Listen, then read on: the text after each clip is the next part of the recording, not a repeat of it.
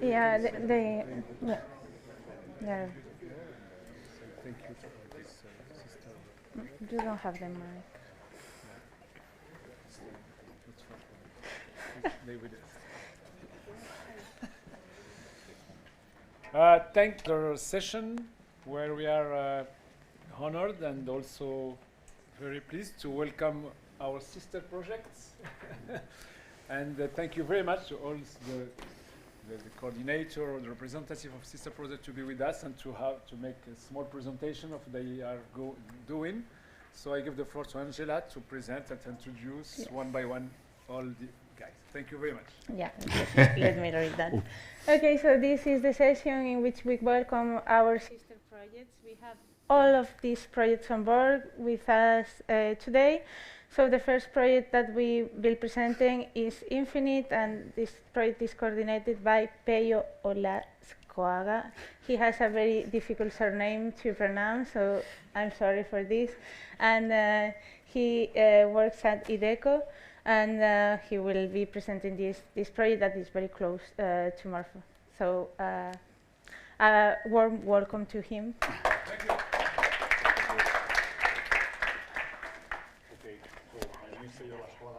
It's not so complicated to be Basque.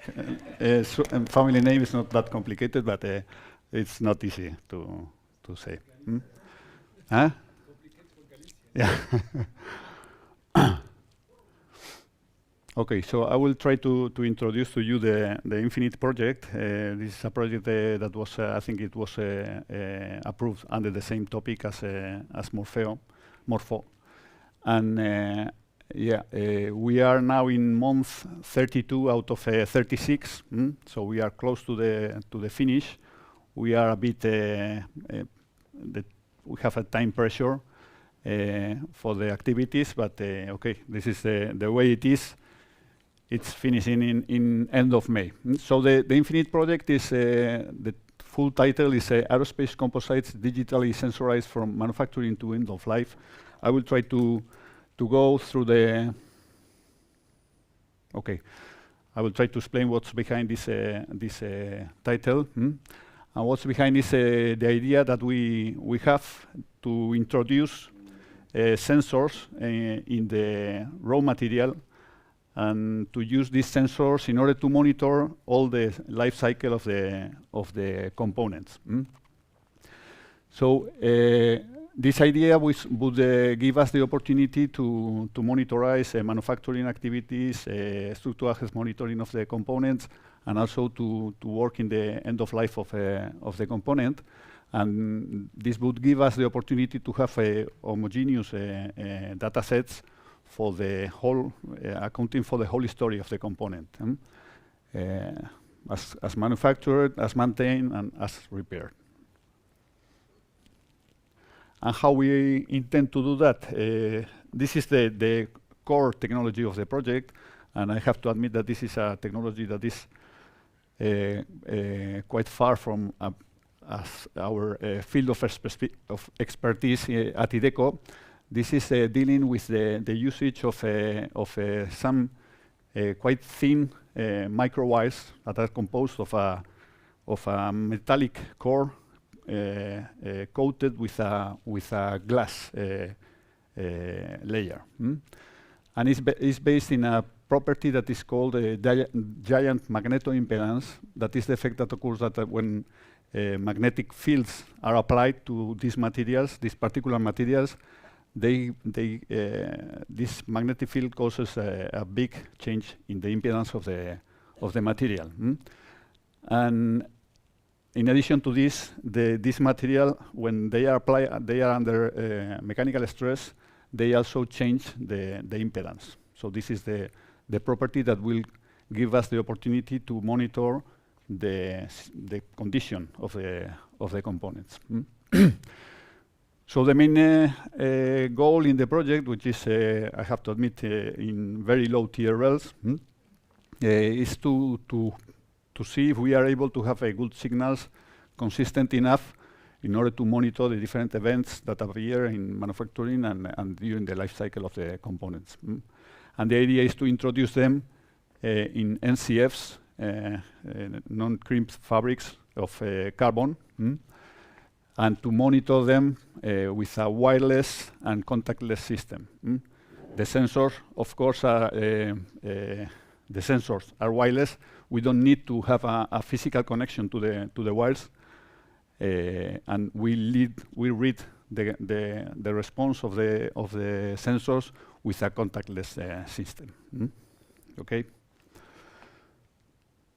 So in order to do that, we formed a consortium of 11 partners with quite a high proportion of research centers and universities because of this low TRL.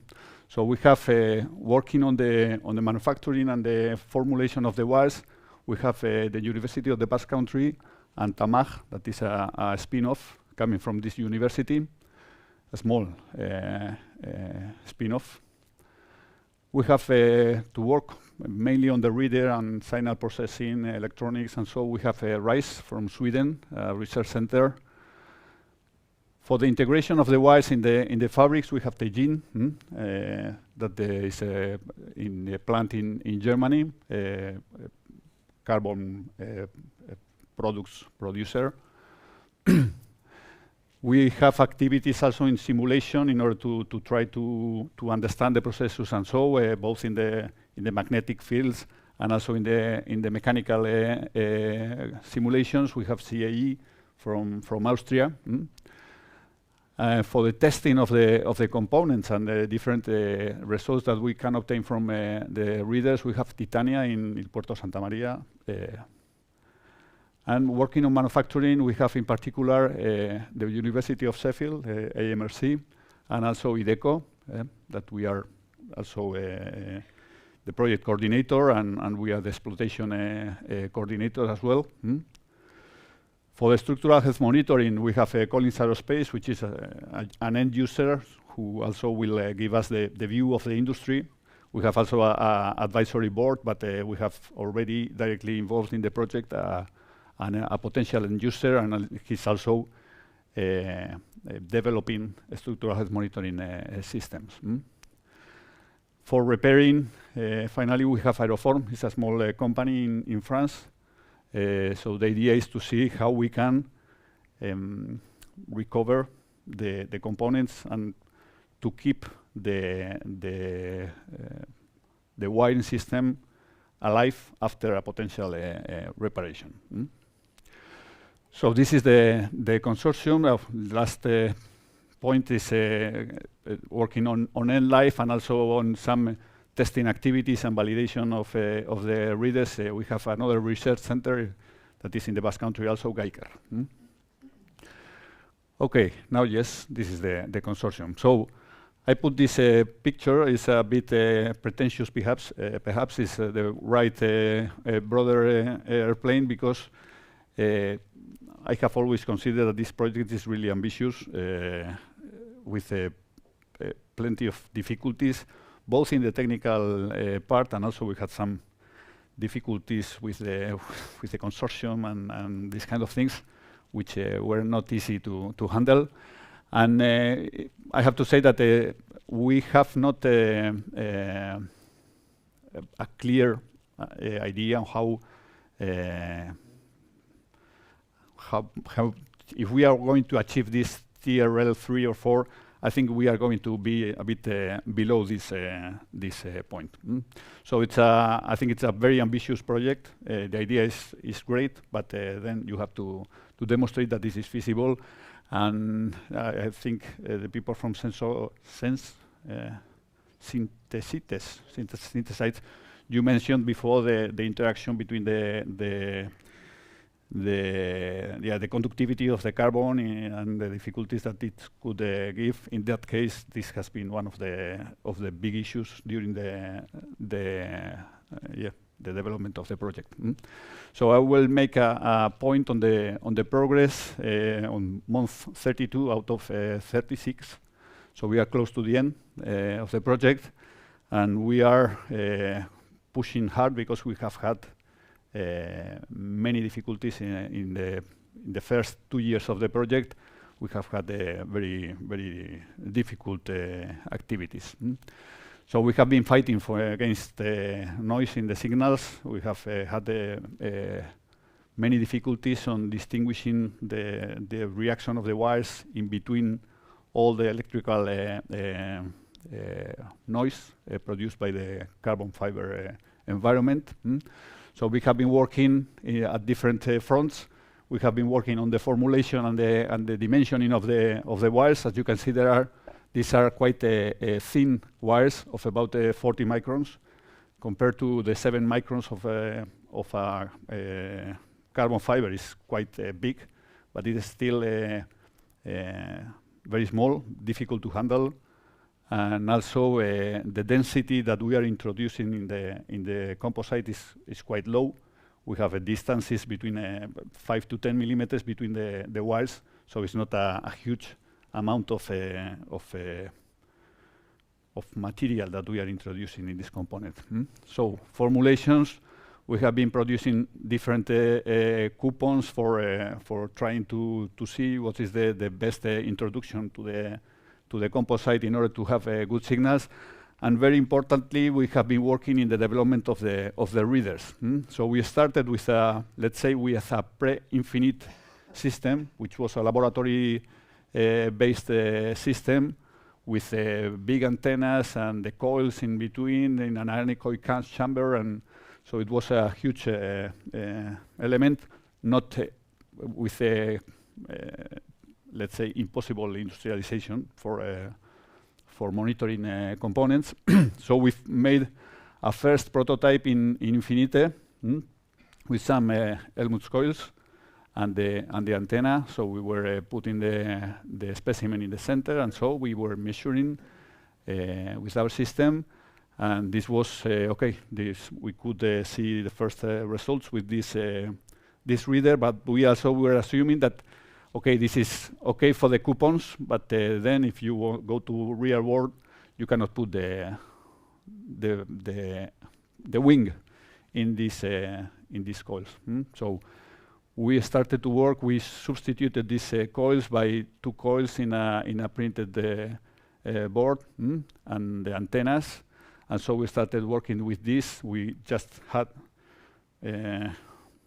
needed the access from one side of the component. So this was something that potentially, from the point of view of industrialization, could be something that it could work. But even with this, we had some noise problems, and we finally, and this is hot because it's brand new. So we had a meeting of the project yesterday and the day before. So this is really last news. We have a new reader. We have increased the capability of producing the magnetic field, and we have increased also the sensitivity of the receiving coils. So we have already the first results with this reader, and things look quite good. So we are quite happy, and we have to confirm this. And just to show some results. So this is a tension test. This is the specimen, and this is the reader in a tensile stress machine. And these are the kind of curves we are having. This is the magnetic field we are applying is modulated with this sinusoid curve, and these are the results when they are through the zero. The wires react and give these signals.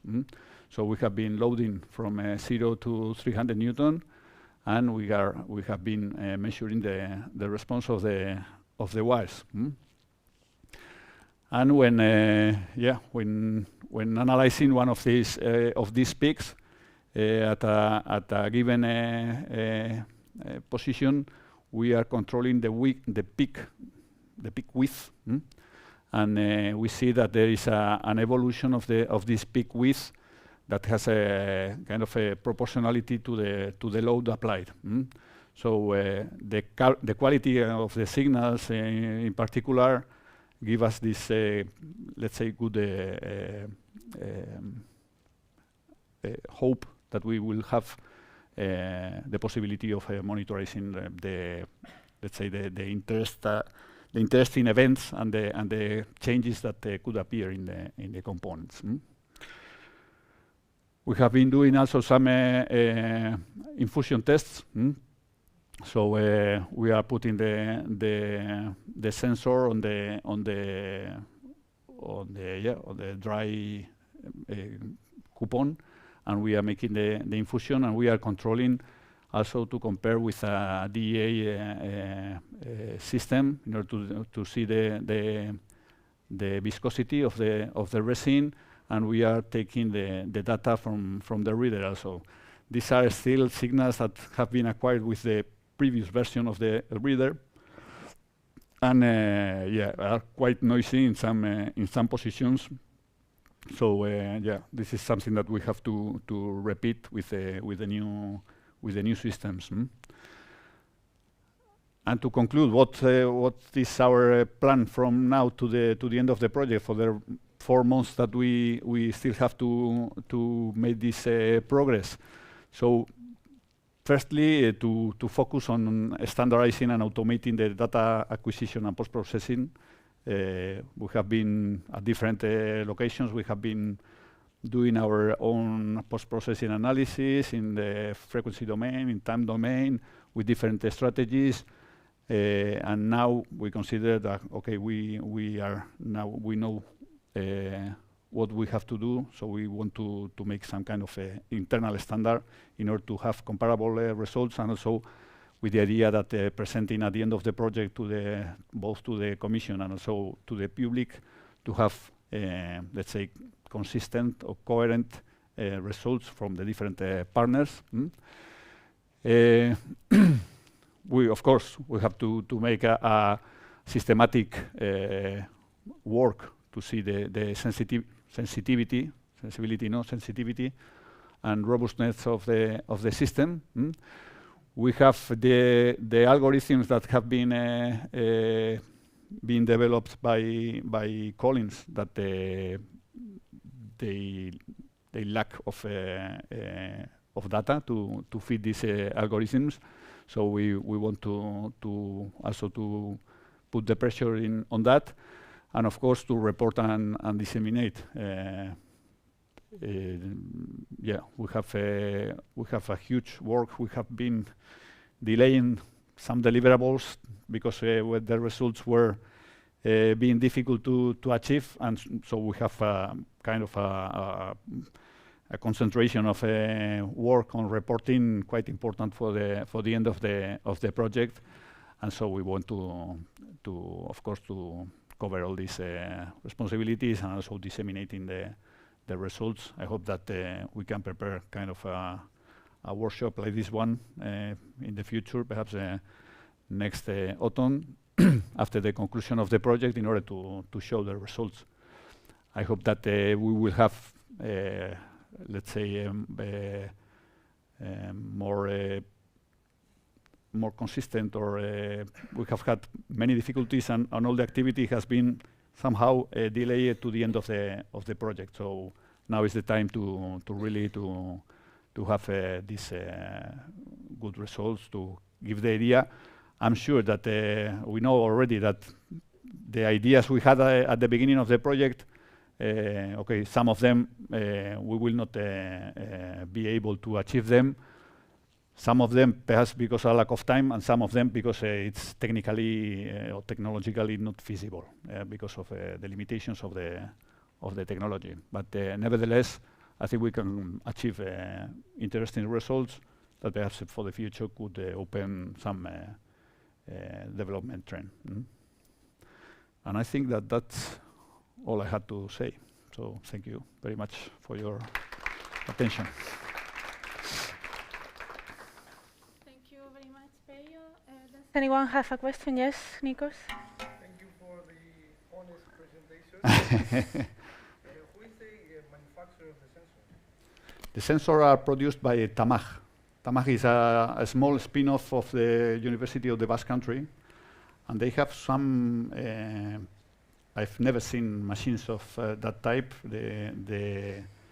The producing the wire with the glass coating, and it's quite tricky. Yeah, so they are quite specific machines that I've never seen before and nowhere else. But it's a technology quite unique, I would say. More questions, Oscar? What's the temperature range of your sensor? Temperature? Temperature range. This is something we were discussing yesterday in the meeting, because some of these materials could suffer some annealing process during the manufacturing, for instance, of the components. We have not fully characterized this, but yeah, could be a problem, because perhaps over 200 degrees, the properties of the materials could be modified. So this would be, yeah, this is something to take into account also. This technology was dedicated from the beginning to do some non-destructive control, No. or it was for another application? The main application of these wires were orientation sensors I think in the mobile phones, and so in order to know where the telephone is oriented to, this with this kind of technology. And the origin was that also there was some works in monitoring glass fiber composites. Of course, it's much easier to, let's say, to see the signals of the wires in a glass fiber environment, but perhaps the potential, the interest, the industrial interest, is not so strong as with aeronautic components. Anyone else? No? So we can now move. Thank you very much, Thank Peio, you. for your Thank you. presentation. So the next project we will be hearing about is CAELESTIS, and is coordinated by AIMEN, and Cristian Builes is here to make this presentation, so clap to him.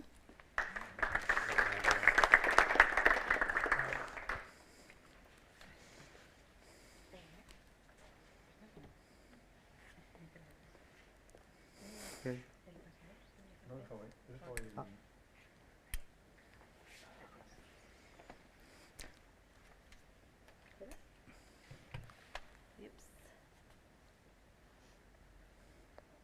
¿Es un PowerPoint, verdad?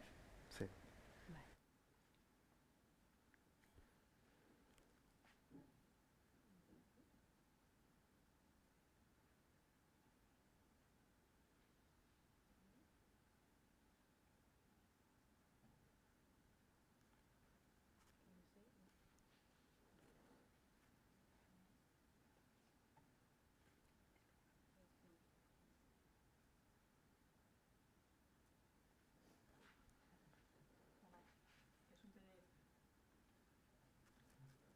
Pero perdón. En el correo también teníais la versión en PowerPoint.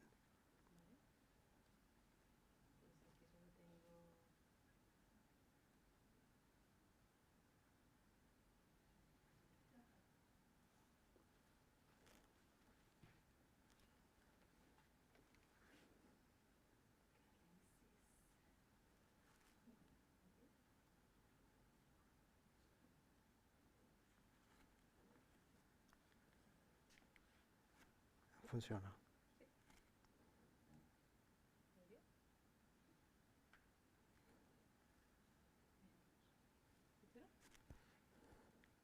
Sí. Thank you. Okay, so good morning, everyone. And well, congratulations to MORPHO and to all the consortium partners for the amazing project. And thank you for also inviting us to share our beloved project. So we are CAELESTIS, and I am going to introduce a little bit about the project and tell you about what it's about. So, well, this is our consortium Well, first of all, I am Cristian Builes. It's nice to see all of you. Most of you we already know from different conferences or the sister projects that we have. And in this case, we are AIMEN, a technology center here located in Galicia, about 20, 30 minutes from Vigo. So it's nice to see all of you in our city. So regarding the project, we are a consortium of 11 partners from 8 different countries. In this case, mainly we are focused on R&D centers, but we also have many different partners regarding simulations. In this case, we have mechanical, flow simulation, process simulations, and we also have a high-performance computer platform in order to run all the simulations. And we have, of course, aspects of cybersecurity, and in this case, our end user is JKN Aerospace from Sweden in the engine part of the company. So more or less, CAELESTIS is about generating a different ecosystem of simulations that we can implement during the engineering part of the component, but also during manufacturing. In this case, for example, in the engineering part, we already know, for example, the environmental conditions that the component has to manage, the material card, all the aerodynamic and mechanical performance that it has to achieve.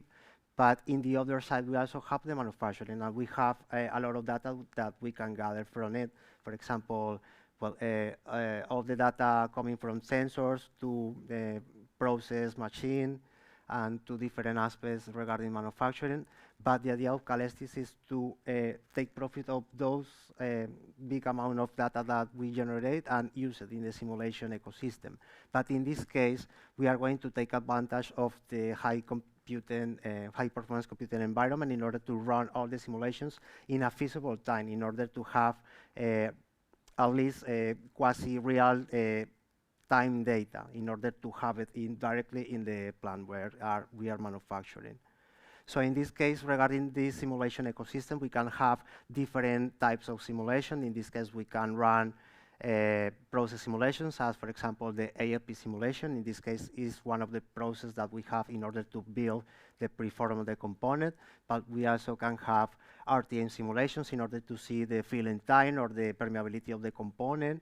We also implement 3D printing regarding we implement metal inserts in our final components, so we can also simulate that. And so much information regarding all the simulations, also mechanical, in a mesoscale, microscale, or the final component itself.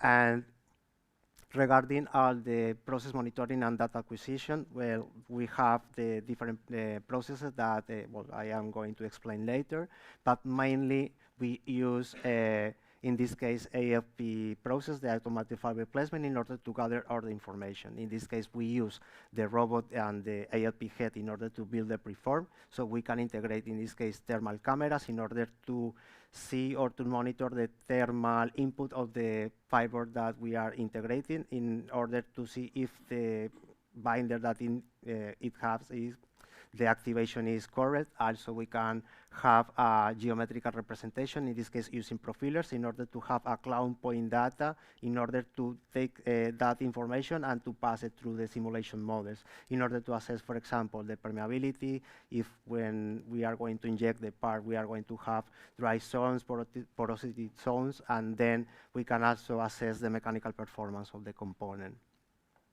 So more or less, the idea with the monitoring system is that we are going to create digital twins of the process. For example, in this case, using the profiler, we can have a reconstruction of the preform that we built during the preforming stage.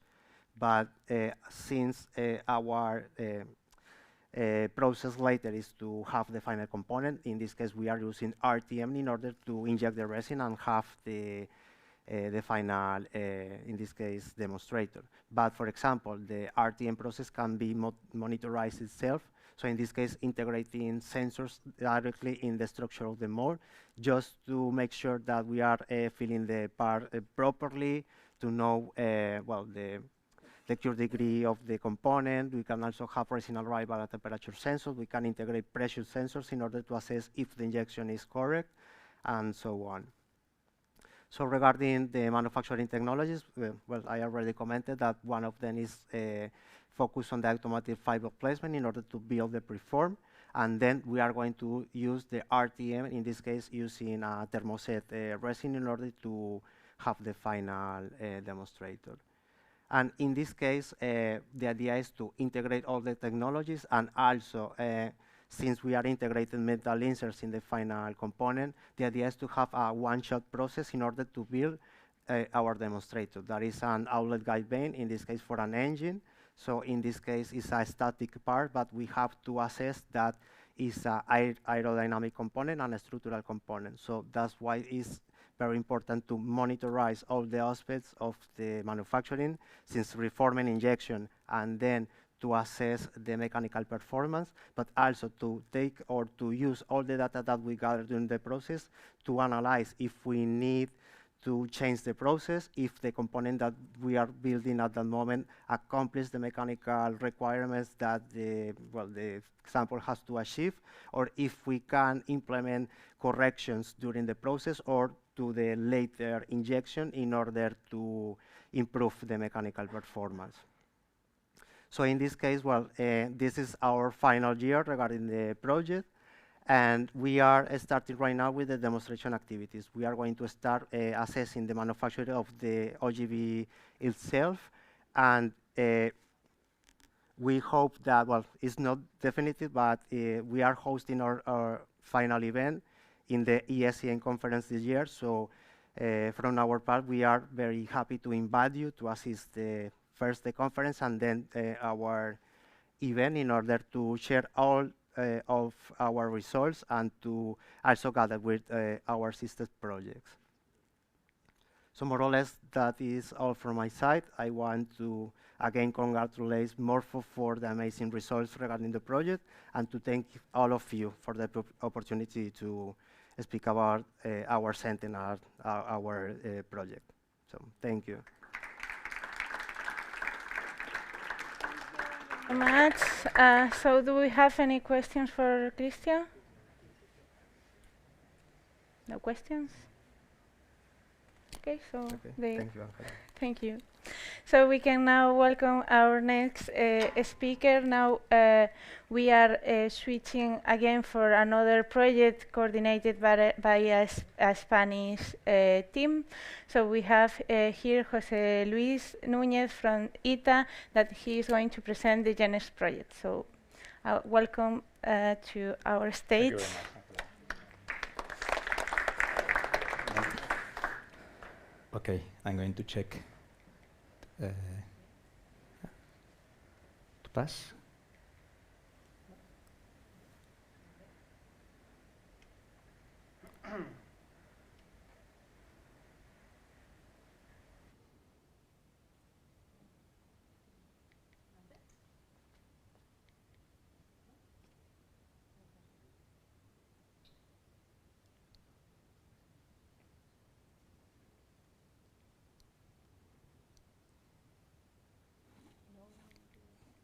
Este botón no.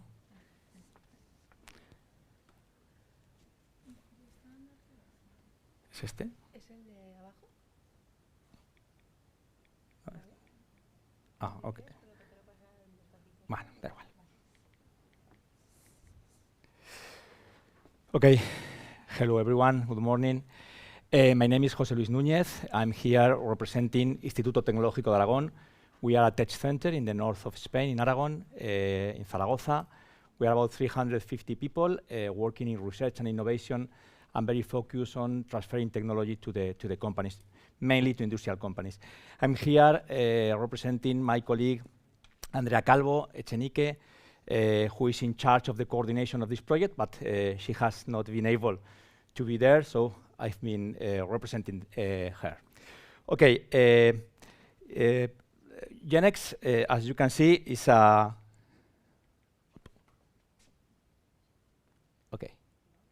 Okay, it's working. So, GENEX is a European initiative, as you can see, aimed at addressing two critical challenges in aviation: the manufacturing and the operation and maintenance of the aircraft, mainly focused on composite aircraft.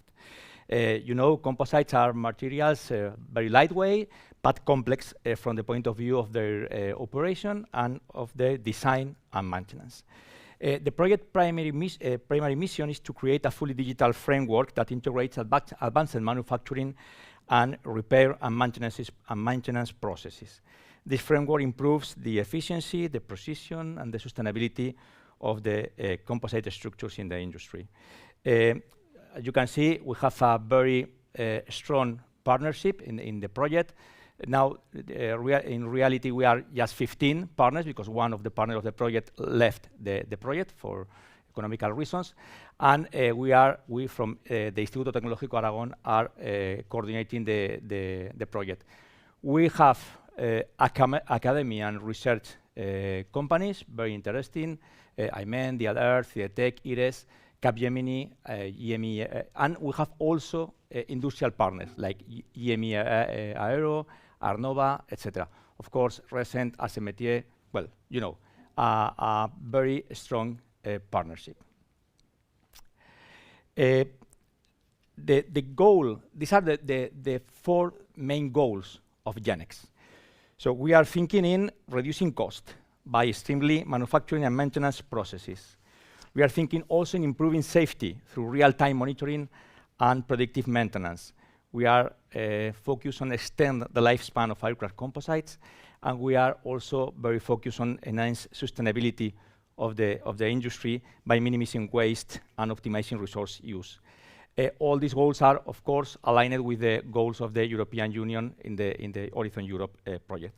I'm going to enter more in detail in these goals because to fulfill these goals, we have structured the project into 3 different phases, 3 main phases. Sorry, not 3. 3 main phases, which are here, and a 4th phase, which try to integrate the results obtained in these 3 individual phases in a digital twin, integrating all the individual tools developed in these phases. You see, first phase, the manufacturing process digital twin. Here, our partners, CIDETEC, AIMEN, Arts et Métiers, and Recent, are working in different topics, mainly in, well, we are working in thermoplastic and thermoset as thermoplastic materials. CIDETEC has developed a carbon fiber, which is called 3R. Most of you maybe knows it from other projects. They have this thermoset as thermoplastic material, which is a thermoset, but it could be reparable and maintainable like a thermoplastic, and they are trying to improve the 3R material, trying to increase the TG of the material, just to do it more customizable and more integrable in ATL or AFP processes. By the other hand, AIMEN is working in these ATL and AFP processes. They are working incorporating a standard thermoplastic and also this 3R material from CIDETEC. And in parallel with Recent, they are developing a new technique based on Terra Earth to monitoring the degree of curing for the thermosets for the 3R and the degree of crystallinity from the thermoplastic incorporated in the AFP machine, in the AFP process. In the other hand, Arts et Métiers are developing a digital tool based in machine learning, but also in the physical of the processes to try to predict this degree of curing and degree of crystallinity of the 3R material. Okay. Second phase is focused on the product usage and the operation. So here, we at ITA are collaborating with IRES, with KTH, with AGH, and with Arnova, trying to develop a digital twin of this operation, design and operation of the material. We are developing high performance computing and ultrasonic wide wave simulations to enable an accurate defect detection, reducing the number and the cost, of course, of the test. You know, we are using SHM, but you have been talking to us in other presentations. Yes, SHM is a very nice technique, but it's expensive in terms of obtaining the paths, how the material should behave in a pristine way to be compared with how the material is behaving in the operation wave. So we are trying to substitute in these patterns, these real patterns, by artificial ones, developing an open source tool, an open source based tool for doing these simulations. In parallel, we are doing the validation with real coupons of carbon fiber in thermoplastics, and also with a new material developed by CIDETEC, trying to obtain this validation of the development made by numerical way. And we are also building up models, behavior models, for determining the damage model that we obtain in fatigue and fracture in a real composite part, mainly focus on the delamination failure mode. All these damage modes are going to be integrated in our reduced order modeling to be able to work in a close to real time in terms of design and operation monitoring. And in parallel, our colleagues from AGH and CSEM are working in the sensor network optimization and in building up all the electronic to do the communication, the wireless communication between the sensors and the brain of the system. I have not commented to you. First phase of the project is close to be finished. It will be finished in February of 2025. This second phase of the project will be finished in April 2025. Okay, so we are very close to the end of these two phases of the project. Third phase of the project is focused on the operations of maintenance and reparation. So here we have up to 4 different partners working in a tool for doing visual assisted scarfing. You know, the scarfing is a very interesting and used process to repair composite structures.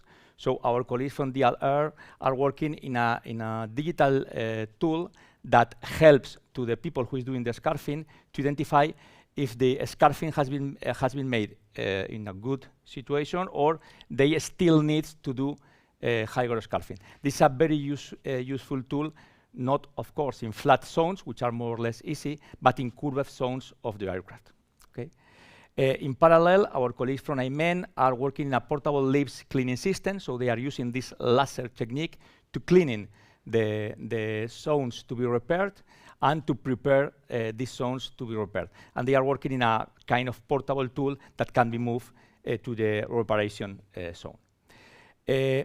Our colleagues from GME Aero, with our support, are working, actualizing and updating and improving their ANITA 4.0, which is their system to do to repair composites in an industrial way. And we are here trying to incorporate digital twins to help to the operation of the machine to do better kind of reparations, overall keeping a very good stabilized zone in terms of heating. And finally, our colleagues from DIDEAROT are developing these sensors based on optic fiber to monitorize the smart bond lines of the aircraft. Finally, all these 3 phases are going to be integrated in a cognitive digital twin, which is going to be developed by Capgemini. Capgemini at the end will have a kind of this tool. You could log into the tool in a digital way, and then you will have integrated the different tools that has been developed during the project in this final deliverable of the project. Third phase of the project is going to finish also in April 2025. In this 4th phase of the project will be finished in April 2026, which is the end data of the due date of the project. So, just to finish, our aim in this project is to obtain this cognitive system integrated tool, but also to how to say, to produce some guidelines for MRO assessment, for composite representification, for life cycle management of the composite structures. And for doing that, we have generated an advisory board in which we have in board the three main industrial partners of the project, which are Arnova, Ziegler Aerospace, and GMA Aero.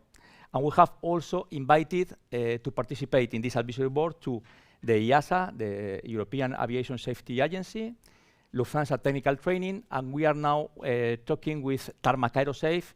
You know that they are in the south of France, but they have also a very big installation in Aragon, in Teruel, in the Aeropuerto de Teruel. So we are talking to them to be incorporated in this advisory board. Okay, so nothing more at all. I don't know if you have some kind of question. Thank you very much to MORPHO for the invitation, and thank you for your time.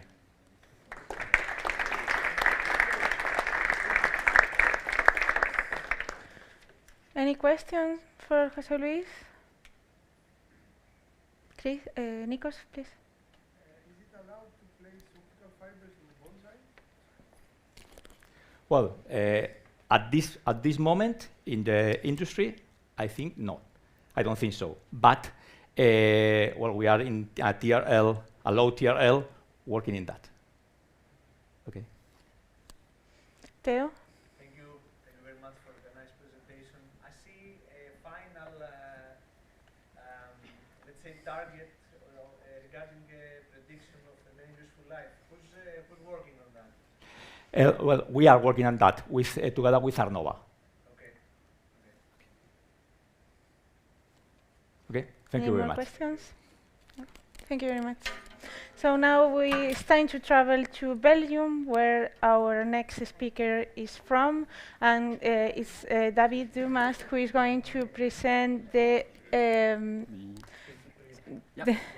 DIDEAROT project. Yeah, thank you. And he works from CENAERO, and he's going to present the project. So Great, thank you, Angela, and thanks for the idea of traveling to Belgium. Although it's very nice to be here in Vigo, and I'm very happy to be here where it's, I mean, a beautiful day too. So enjoy that rather than the weather of Belgium.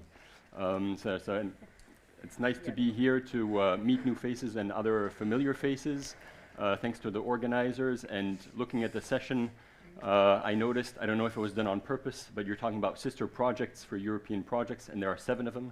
So 7 sisters for the bibliophiles of you that in there, or even, let's say, astrophysicists or astrophiles. The Pleiades are the 7 sisters in the sky, the 7 stars. So we are 7 projects, happy to present what we are doing linked to the MORPHO project. I don't know if the microphone is not especially working, but I guess you can hear. Sorry? Yeah, that's good. Great. Okay. So I'm presenting today the DIDEAROT project, which is a Horizon Europe project ongoing. That's now in the 3rd year. So it's going to be still 2 years of research from now on. But I'll try to give you an idea of what's being done, what are the objectives. You'll see there are some, I mean, of course, with all these projects, very close links and interesting bridges or future collaborations to build. And yeah, so it's coordinated or supervised by CINEA from the European Commission. And there are 7 partners. We're talking about 7 again.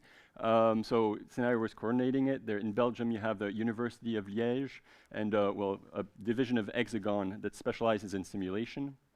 And then you have partners in Spain, namely Tecnalia Barcelona Supercomputing Center and Aeronova. Sorry, and I forgot another one in Belgium, which is Sonaca, so an aerospace manufacturer, and one partner from Portugal, which is INEGI. An advisory board comprising of mainly of 3 industrial partners, with others in contact, but they are not following the project for the moment. So the rationale, and we could maybe saying things that have already been said here, is when we have new materials they want to introduce in aerospace and in aircrafts, well, it requires certification, it requires validating that these materials can be used, knowing how they're going to work. So, of course, you need testing, and testing will always be critical. Sometimes you want to go faster or cheaper, and it's to know how to either reduce the test or use better the tests. And so one critical step for this is have a better fundamental understanding at lower size scales to know and to build methodologies for the macroscopic scales. And research such as the programs being done here are important for later stages of design and testing to have better production methods or know more about the critical situations for these materials. So DIDEAROT's objectives is to improve the quality and the speed of evaluation for complex structures. I mean, we're building integrated composite materials, stiffeners, interfaces, moving parts that we want to put in with composite. The models that are associated with that are going to be more and more complex too. So we want to address this with two things. One, working on high performance computing. CFD analysis can be run on many, many CPUs or even GPUs now. And in structural analysis, this is sometimes a bit of a, we're a little bit behind. So GPU already managed to make things speed up quite a bit, but we want to improve this still some more. And then we want to work on adapted models over the different scales, so use the right information, the right scale to be efficient. And so, more specifically, we're going to do this by building